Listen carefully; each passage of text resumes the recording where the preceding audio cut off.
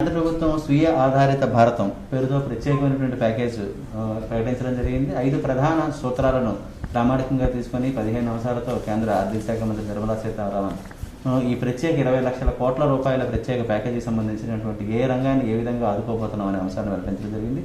అయితే కేంద్ర ప్రభుత్వం ప్రకటించినటువంటి ప్యాకేజీలో ఉన్నటువంటి అంశాలు ఏంటి, ఏ రంగాన్ని ఏ విధంగా ఈ ప్యాకేజీ ద్వారా లబ్ధి చేకూరబోతుంది అనే అంశాలని మనం తెలుసుకుందాం. మనతో పాటు ప్రముఖ ఆర్థిక రంగ నిపుణులు డాక్టర్ అనంత్ గారు ఉన్నారు. ఆయన తెలుసుకుందాం. సార్ నమస్తే అండి. నిర్మలా సీతారామన్ గారు కొద్దిసేపటి క్రితం అలాగే ఆర్థిక శాఖ ప్రకటించినటువంటి ప్యాకేజీలో ఏ అంశాలు ఏ రంగానికి ఎక్కువ ప్రయోజనం కలిగించారు? అంటే ప్రస్తుతం ప్రకటించిన 15 అంశాల మీద చేశారండి. తర్వాత చెప్తా ఉన్నారు కాబట్టి అతి ముఖ్యంగా ఏం చేశారంటే ఇప్పుడు ప్రస్తుతం ఉన్న సమస్యల్లో ఎక్కువ ఎంప్లాయ్మెంట్ ఎక్కడ జనరేట్ అవుతుంది, అవుట్పుట్లో అంటే ఆర్థిక పరంగా అవుట్పుట్లో ఎక్కువ శాతం ఏ రంగం నుంచి వస్తుందో ఆ రెండు కలిపి వాళ్ళు గవర్నమెంట్ ఏం చేసిందంటే ఆ సెక్టర్స్కి సహాయం చేద్దామని చెప్పి మంచి పని చేశారు. ఎట్లా అంటే ఇప్పుడు for example MSME sector, micro small and medium enterprises కనుక చూసుకున్నట్టయితే మన ఆర్థిక వ్యవస్థలో ఉత్పత్తిలో దాదాపు 30% ఉత్పత్తి చేస్తారు. ఈ 30%లో మ్యానుఫ్యాక్చరింగ్ కనుక చూసుకున్నట్టయితే దాంట్లో అది 45% వరకు ఉన్నారు. సో వీళ్ళు ఏం చేసే గవర్నమెంట్ ఏం చేసిందంటే ప్రధానంగా ఈ సెక్టర్ని బతికించడం ఎట్టా, ఈ డిమాండ్ ఒకటి కొలాప్స్ అయిపోయింది, లిక్విడిటీ అనేది లేదు, వాళ్ళకి చాలా ఇబ్బందికరంగా ఉంది కాబట్టి ఏ బేసిస్ మీద చేద్దామని చెప్పి ప్రధానంగా ఏం చేశారంటే కొంత ఫండింగ్ క్లియర్ చేసి, అంటే డిమాండ్ ఎప్పుడు రావాలి అని అంటే అందరికీ ఉద్యోగాలు ఉంటే మళ్ళీ డిమాండ్ వస్తుంది లాస్ట్. అందుకని ఆవిడ చెప్పిన 5 పిల్లర్స్లో కూడా లాస్ట్ది డిమాండ్ ఉంది. అంటే ఈ 4 సక్రమంగా కనుక చేయగలిగినట్టయితే లేకపోతే ఎఫిషియెంట్గా చేయగలిగినట్టయితే అప్పుడు లాస్ట్లో వస్తుంది. లాస్ట్లో డిమాండ్ క్రియేట్ అవుతుందనే అంశం మీద థియరిటికల్లీ సౌండ్ ఫౌండేషన్ మీద వెళ్ళారండి. అందుకని ఏం చేశారంటే ఎక్కువ శాతం ఎంఎస్ఎంఈస్కి చాలా బాగా చేశారు. అంటే వాళ్ళు చాలా కాలం నుంచి వాళ్ళు ఇబ్బంది పడుతున్న సమస్యలు కొన్ని క్లియర్ ఆఫ్ చేశారు. ఫస్ట్ ఏంటంటే డెఫినేషన్ మార్చారు. సో డెఫినేషన్ మార్చేటప్పుడు కల్లా కొంచెం పెద్ద సైజు కంపెనీల వరకు వాళ్ళు తీసుకునే అవకాశం ఉంటుంది. అంటే ఎకానమీస్ ఆఫ్ స్కేల్ అనేది ఏర్పడటానికి అవకాశం ఉంటుంది. ఇంకా మనకేంటంటే ఆర్థిక వ్యవస్థలో వాళ్ళు కాంపిటీషన్లో దిగాలి అంటే కంపెనీ పెరిగితేనే బాగుంటుంది. మొన్నటిదాకా ఏంటంటే కంపెనీ సైజు పెరిగిన కొద్దికి మనకి లోన్లు సరిగ్గా రావు, ఇంకోటి రావు అనే అంశం మీద ఒక కంపెనీ బదులు 10 కంపెనీలు పెట్టుకుని అట్లా డైల్యూట్ అయిపోతా వస్తుంది. అంటే ఎకానమీస్ ఆఫ్ స్కేల్ రావడం ఇబ్బందికరంగా ఉంటుంది. అది కాకుండా ఇప్పుడు లార్జర్ కంపెనీస్గా తయారవడానికి కూడా వాళ్ళు ఫెసిలిటీ ఇచ్చారు. ఇంకోటి ఏంటంటే లిక్విడిటీ సపోర్ట్ బాగా ఇచ్చారండి. ఆ లిక్విడిటీ సపోర్ట్లు ఎట్లా ఇస్తున్నారని అంటే ఇప్పుడు మనం కనుక ఎంఎస్ఎంఈ సెక్టర్ కనుక చూసుకున్నట్టయితే సుమారు 4,80,000 కోట్లు 4,77,000 కోట్లు లోన్ ఇచ్చారు. అంటే గత ఆర్థిక సంవత్సరంలో. ఇప్పుడు కొత్తగా ఏం చేశారంటే 3 లక్షల కోట్లు ఇమీడియట్గా ప్యాకేజ్, అది అక్టోబర్ 2020 కల్లా అయిపోవాలి అని చెప్పి ఇచ్చారు. అంటే వాడుతున్న దాంట్లో ఇప్పుడు దాదాపు 60% అడిషనల్ లోన్స్ సపోర్ట్ చేయడానికని ఇచ్చారు. దాంట్లో ఇంకొక అతి ముఖ్యమైన అంశం ఏంటంటే 12 నెలల వరకు కూడా ఇంట్రెస్ట్ మారిటోరియం ఉంది. అంటే వీళ్ళు ఆపరేషన్ స్టెబిలైజ్ అయ్యి లోన్ ప్రొసీజర్ వచ్చి తీసుకుని స్టెబిలైజ్ అయిన తర్వాత 4 ఏళ్ళు కట్టుకోవాలి, 12 నెలల వరకు ఉంటుంది. అది సపోర్ట్ బాగున్నట్టండి. కాకపోతే ఎట్టా వస్తుందంటే ఇప్పుడు బ్యాంకుల మీద ఆధారపడి ఉంటుంది. అఫ్కోర్స్ బ్యాంకులకు డబ్బులు ఎంత ఇస్తారని తర్వాత అనౌన్స్ చేస్తారేమో. బట్ ఈ బ్యాంకులు చాలాసార్లు ఏం చేస్తారంటే ఎవర్ గ్రీనింగ్ లాగా చేస్తారు. అంటే పాత బాకీ తీసుకుని కొత్తది లాగా రాస్తారు. అట్లా రాసినట్టయితే ఏం ఉపయోగం ఉండదు. అంటే ఫ్రెష్గా ఎంతో కొంత లోన్లు ఇస్తే మాత్రం వాళ్ళు అనుకున్నట్టుగా అందరికీ ఉంటుంది.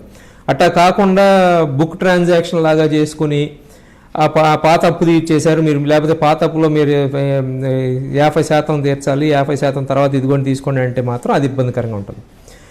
ఇంకోటి ఆవిడ మంచి మెజర్ ఏం చేశారంటే గవర్నమెంట్, సెంట్రల్ పబ్లిక్ సెక్టరు ఎవరైతే వాళ్ళ దగ్గర వస్తువులు కొనుక్కుంటారో 45 రోజుల కల్లా పేమెంట్ చేయాలి, రిసీవబుల్స్ అనేది క్లియర్ చేయాలి, డ్యూస్ అని అన్నారు. దాని మూలాన ఎంఎస్ఎంఈకి క్యాష్ ఫ్లో పెరుగుతుందండి. అది చాలా కాలం నుంచి అది సమస్యగా ఉంది. జనరల్గా ఏమవుతుందంటే ఈ పెద్ద సంస్థలు గవర్నమెంట్లు డబ్బులు లేవు కాబట్టి పోస్ట్పోన్ చేసేసి 3 నెలలు 6 నెలలు బిల్స్ ఆపేస్తారు.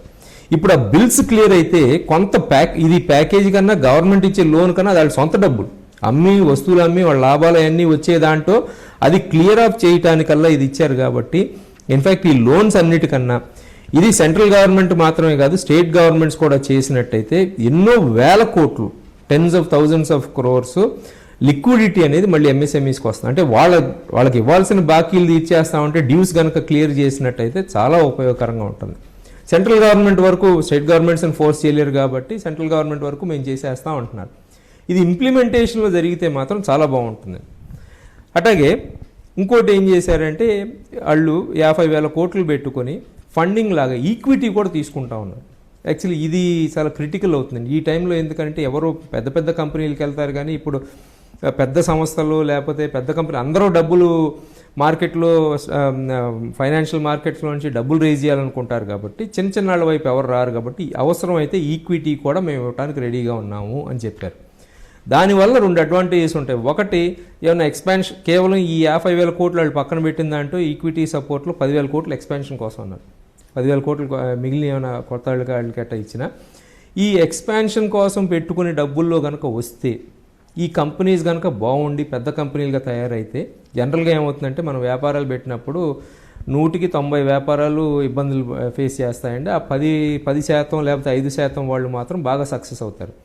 ఈక్విటీ తీసుకుంటే గవర్నమెంట్కి ఏం ఛాన్స్ ఉంటుందంటే 100 కంపెనీల్లో పెట్టుబడి పెట్టి ఒక్క కంపెనీలో సక్సెస్ అయినా గవర్నమెంట్కి ఇన్కమ్ అనేది రావడానికి అవకాశం ఉంటుంది. అంటే తర్వాత అది మళ్ళీ డిస్ఇన్వెస్ట్మెంట్ లాగా పెట్టుకుని ఇప్పుడు ఇది ఎక్కడ బాగా సక్సెస్ అయిందనంటే 2008 ఫైనాన్షియల్ క్రైసిస్ వచ్చేటప్పుడు యుఎస్ ఫెడరల్ గవర్నమెంట్ ఏం చేసిందనంటే అక్కడ ఉన్న బ్యాంకులందరికీ పెట్టుబడులు పెట్టింది. ఎప్పుడైతే క్రైసిస్ అయిపోయిన తర్వాత ఏమైందంటే ఆ పెట్టుబడి పెట్టింది చాలా వరకు పెరిగేటప్పుడు కల్లా వాళ్ళ ఖర్చు గవర్నమెంట్ ఇచ్చిన బెయిలౌట్ ఖర్చు తగ్గింది. అట్లాగే రేపొద్దున ఇది కూడా ఈ కంపెనీల్లో 10% కాదు 2% కంపెనీలు సక్సెస్ అయినా గవర్నమెంట్ ఈ పెట్టిన 50,000 కోట్లు తిరిగి వచ్చే అవకాశం ఉంటుంది ఎప్పుడైనా. సో అది ఒక మంచి బిగినింగ్ కింద తీసుకోవాలండి. కాకపోతే ఏంటంటే అగైన్ అన్నీ కూడా ఎన్ని ప్యాకేజ్ ఏదైనా సరే ఎంత తొందరగా ఇంప్లిమెంట్ చేస్తారో దాన్ని బట్టి ఆధారపడి ఉంటుంది.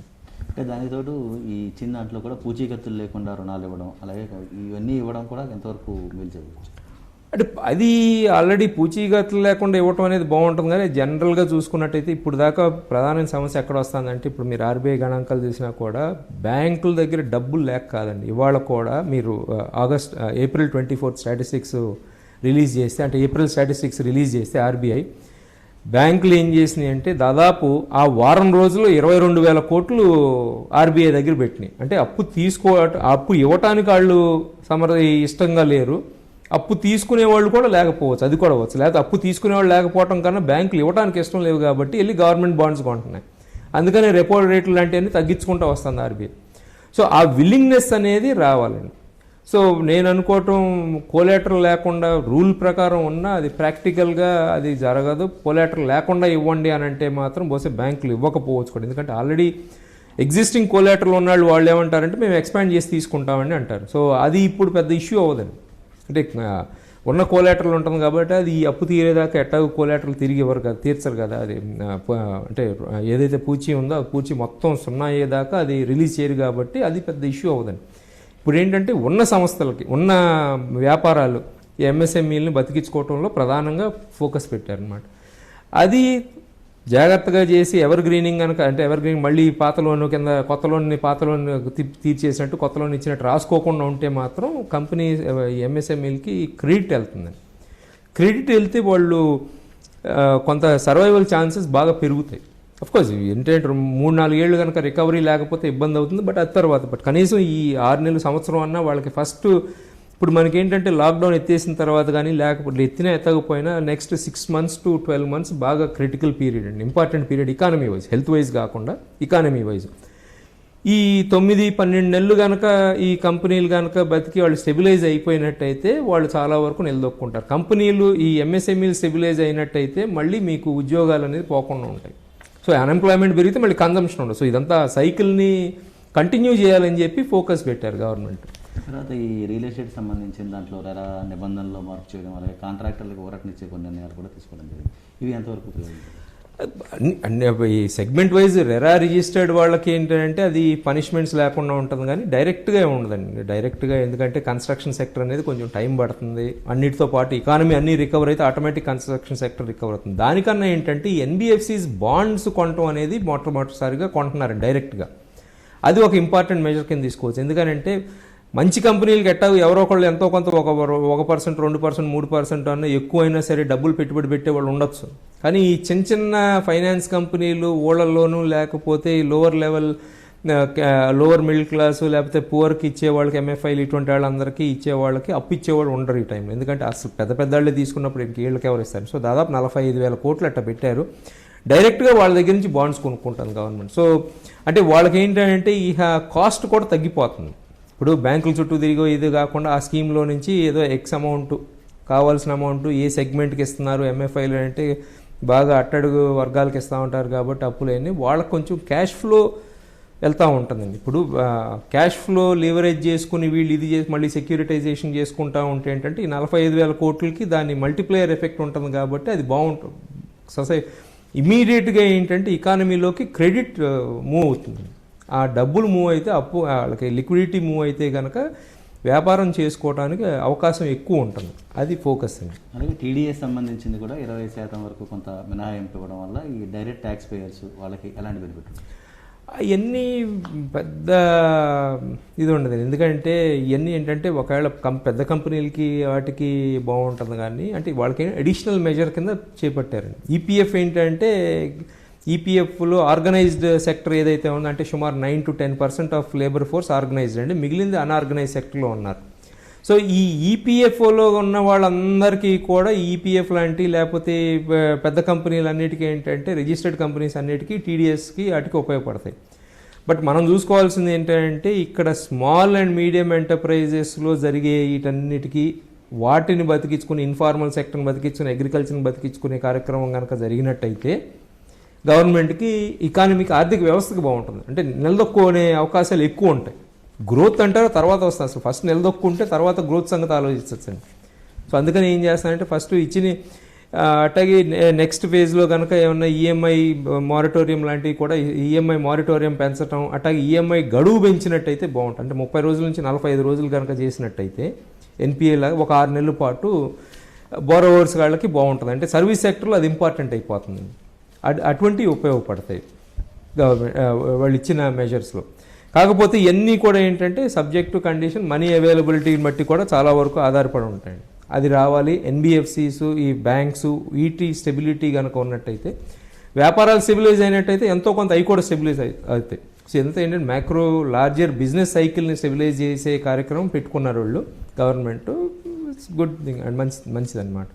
ఎందుకంటే ఎక్కడో చోట ఆ సైకిల్ బ్రేక్ అయిపోయింది కాబట్టి మళ్ళీ ఆ సైకిల్ మూవ్ అయితే ఎకనామిక్ సైకిల్ కనుక మూవ్ అవటం మొదలు పెడితే ఎంత స్పీడ్లో వెళ్తుందని తర్వాత వస్తుందండి. అవన్నీ ఇన్ఫ్లేషన్ వస్తుందా డీఫ్లేషన్ వస్తుందా అనేది తర్వాత. ఇప్పుడు కనుక ఇట్లా వదిలేసినట్టయితే కుప్పగూలిపోయి ప్యారలైజ్ అయిపోయింది. ఈ ప్యారలైజ్ అయిన సిస్టమ్ని మొదలు పెట్టడానికి ఈ ఫస్ట్ క్రెడిట్ మూవ్ చేసి తర్వాత లాక్డౌన్ ఎత్తేసిన తర్వాత ఈ యాక్టివిటీ మొదలైన తర్వాత అప్పుడు చూసుకోవచ్చు.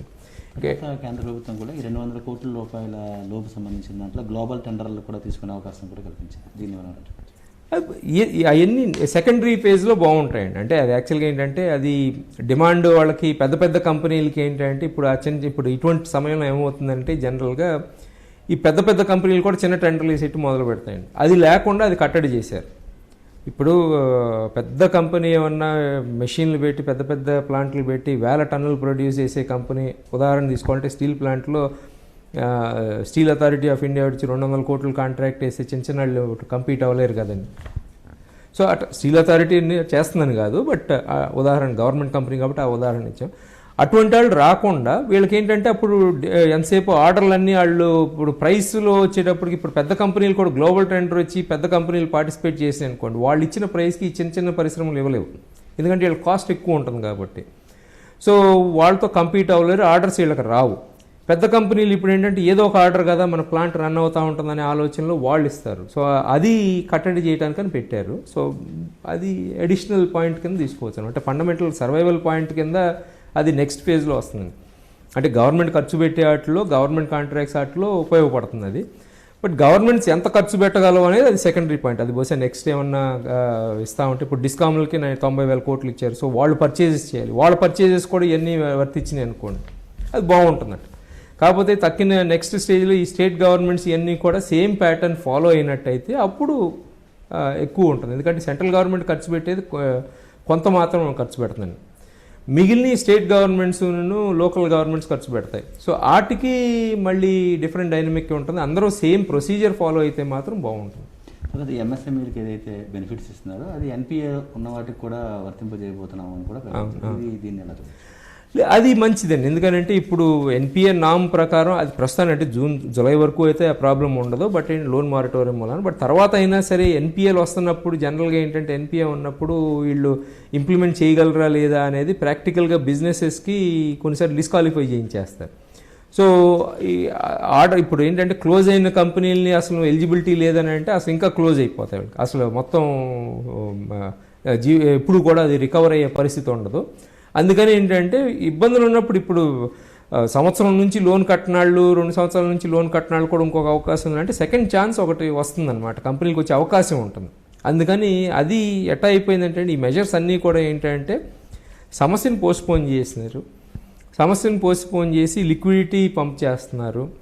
అవసరమైతే లిక్విడిటీ మా దగ్గర మేమే ఇస్తాం, గవర్నమెంట్ క్యాపిటల్ రూపాను ఈక్విటీ రూపానో లేకపోతే అప్పు రూపానో మేము ఇస్తాం అని చూసి స్టెబిలైజ్ అయిన తర్వాత సంగతి అప్పుడు చూడొచ్చని లెక్కలో ఉన్నారండి. కాకపోతే గుడ్ థింగ్ ఏంటంటే చేసిందంతా కూడా ఇప్పుడు మేజర్ ఎక్స్పెండిచర్ ఇప్పుడు ఇచ్చిన దాదాపు 6 లక్షలు 7 లక్షల కోట్లలో ఇచ్చిన మెజర్స్లో లోన్ లాంటి అన్నీ కూడా ఇమీడియట్గా వచ్చి సో ఏంటంటే మీకు ఇప్పుడు ఫర్ ఎగ్జాంపుల్ ఈ లోన్లు ఉన్నాయనుకోండి, 3 లక్షల కోట్లు ఎంఎస్ఎంఈలకి ఇచ్చిన లోన్లు అక్టోబర్ 2020 లాస్ట్, అంటే మీకు ఈ నెక్స్ట్ క్వార్టర్ కల్లా అది శాంక్షన్ కానీ డిస్బర్సల్ కానీ అయిపోవాలి. సో శాంక్షన్ చేసేసి డిస్బర్సల్ ఇంకో 4 రోజుల్లో చేయండి అని చెప్పడం తేలికండి. అది ఫ్రంట్ లోడ్ చేశారు, అంటే ముందు ఫస్ట్ ఇది ఖర్చు పెట్టండి అని అంటే ప్రస్తుతానికి కనీసం అదన్నా ఎకానమీలో మూవ్ అవుతూ ఉంటుంది. సో గవర్నమెంట్ ఖర్చు పెట్టేది గవర్నమెంట్ ఖర్చు పెడుతుంది, బట్ గవర్నమెంట్ ప్రయారిటీస్ వేరే ఉంటాయి కాబట్టి ఈ కనీసం ఈ అమౌంట్ అన్నా ఒక సెక్టర్కి వచ్చి ఆ ఎంప్లాయ్మెంట్ జనరేట్ అయ్యి అవన్నీ ఎవరైతే దాని మీద ఆధారపడి ఉంటారో వాళ్ళకన్నా కొంత ప్రొటెక్షన్ ఉంటుంది. 100% ప్రొటెక్షన్ అందరికీ ఇవ్వటం అనేది కుదరదండి. ఇప్పుడు 225 లక్షల కోట్లు మన ఎకానమీ, ఆ 225 లక్షల కోట్లు గవర్నమెంట్ ఖర్చు పెట్టలేదు. సో అందుకని ఏం చేస్తుందంటే ఈ 3 లక్షల కోట్లు మళ్ళీ ఇది సొసైటీలో రొటేషన్ తిరుగుతూ ఉంటే, ఆర్థిక వ్యవస్థలో రొటేషన్ తిరుగుతూ ఉంటే తక్కిన వాళ్ళందరికీ బాగుంటుంది అని చెప్పి ఉంటుంది. ఇప్పుడు ఏంటంటే ఈ నెక్స్ట్ స్టెప్లో కొంచెం పర్టికులర్ ఫోకస్డ్గా సెక్టరల్గా వెళ్తే బాగుంటుంది. ఫర్ ఎగ్జాంపుల్ ఇప్పుడు టెక్స్టైల్ బిజినెస్ ఉంది, టెక్స్టైల్ షాపులు ఇవన్నీ దెబ్బతినిపోయినాయి. ఇది మళ్ళీ దీన్ని బట్టి మళ్ళీ హ్యాండ్లూమ్ సెక్టర్ ఒకటి, హ్యాండ్లూమ్ సెక్టర్ అనేటప్పుడు మళ్ళీ అది రూరల్ డైనమిక్ కూడా వస్తుంది, రూరల్ కన్జంప్షన్ వస్తుంది. ప్రస్తుతానికి అన్నీ స్తంభించిపోయినాయి కాబట్టి ఇప్పుడు ఈ గవర్నమెంట్ సోర్సింగ్ అన్నీ కూడా ఆ పర్టికులర్ సెగ్మెంట్ నుంచి చేసి ఇప్పుడు గవర్నమెంట్ ఒకటి చాలా ఇంపార్టెంట్ ఏం చేశారంటే ఈ మార్కెట్ ప్లేస్ పెడతా ఉన్నారు. ఇప్పుడు ఫర్ ఎగ్జాంపుల్ ఇది మనం ఎట్లా చూసుకోవచ్చు అని అంటే బెంగాల్లో ఎక్కువ బెంగాల్ అని కాదు జూట్ సెక్టర్లో ఈ ప్లాస్టిక్ బ్యాన్ చేసిన తర్వాత ఈ జూట్ బ్యాగ్స్ తయారు చేయడానికని ఏం చేశారంటే గవర్నమెంట్ ఉన్న చాలా జూట్ కంపెనీలు చాలా వరకు ఈ ప్లాస్టిక్ బ్యాన్ చేసేదాకా జూట్ కంపెనీలు సిక్ అయిపోయింది. ఆ ట్రేడ్ యూనియన్ గొడవలు ఇప్పుడు 1 or 2 years బ్యాక్ ఒక మేనేజర్ని కూడా వర్కర్స్ అన్రెస్ట్లో కొట్టి చంపేసిన సంఘటన జరిగింది అది బెంగాల్లో. వాళ్ళు సో గవర్నమెంట్ డేటాబేస్ క్రియేట్ చేసి ఆర్డర్ ఇచ్చేటప్పుడు ఏంటంటే అందరికీ మీరు పలానా కంపెనీ దగ్గర ఎక్సెస్ కెపాసిటీ ఉంది, ఈ ఎలక్ట్రానిక్ డేటాబేస్ లాంటి క్రియేట్ చేసి మీరు వాళ్ళకేమండి అని చెప్పారు. సో అటువంటిప్పుడు ఏమవుతుందంటే అన్ని ఆర్డర్లు 1-2 కంపెనీలకు వెళ్ళి వాళ్ళు పెండింగ్ ఉండి వాళ్ళు వెనకబడిపోవటం కన్నా ఎవరికైతే ఉత్పత్తి చేయగలిగే కెపాసిటీ ఉందో ఉత్పత్తి చేయగలిగే సమర్థత ఉందో వాళ్ళందరూ చేయటం మొదలుపెట్టారు. సో అట్టా ఏమైందంటే మొత్తం సెక్టర్ అంతా కూడా స్ప్రెడ్ అయింది. సో ఆ కేస్ స్టడీగా ఆ ఎగ్జాంపుల్ కనుక తీసుకుని ఈ మార్కెట్లో కనుక డిస్ట్రిబ్యూట్ చేయగలిగినట్టయితే గవర్నమెంట్ కెపాసిటీని బట్టి ఆర్డర్లు అన్ని డిస్ట్రిబ్యూట్ చేయగలిగినట్టయితే అది ఇంకా బాగుంటుంది. సో అందుకని ఈ మార్కెట్ ప్లేస్ మేము ఎక్స్పాండ్ చేస్తాం అంటున్నారేమో, అది కూడా చేస్తే ఇంకా మనకి ఎక్సలెంట్గా ఉంటుంది. సో అప్పుడు గవర్నమెంట్ ఆర్డర్లు అన్నీ ఏంటంటే కొన్ని సంస్థల దగ్గర కొన్ని కంపెనీల దగ్గర ఉండిపోకుండా వాళ్ళకేమో 4 నెలలు 5 నెలలు ఆర్డర్ బ్యాక్లాగ్ ఉంటుంది, ఉత్పత్తి చేయలేరు. ఎక్స్పాండ్ చేయాలంటే మళ్ళీ అది టైం టేకింగ్ ఉంటుంది.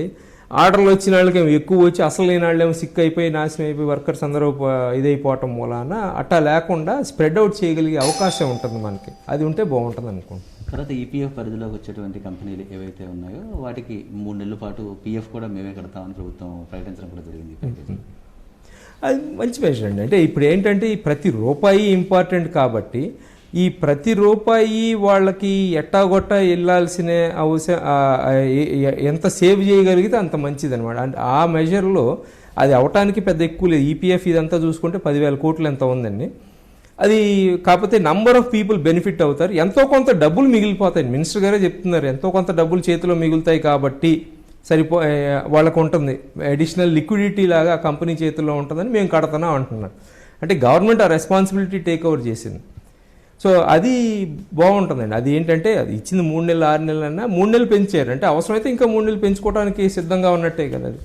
సో స్లోగా మెజర్స్ని బట్టి అంటే టైంని బట్టి వాళ్ళు పొడిగిస్తూ ఉంటారనే దీంట్లో ఉంటారండి. అంటే అలాగే టీడీఎస్ టీపీఎస్ సంబంధించింది కూడా 20% వరకు తగ్గిస్తున్నాం అని చెప్పారు. దీనివల్ల ఎలాంటి బెనిఫిట్లు రావచ్చు? ఇవన్నీ చిన్న చిన్న మెజర్స్ అండి అవటానికి. బట్ ఏంటంటే అది కంపెనీస్ దగ్గర వ్యాపారాల దగ్గర ఎంతో కొంత లిక్విడిటీ మిగిలిపోతుంది.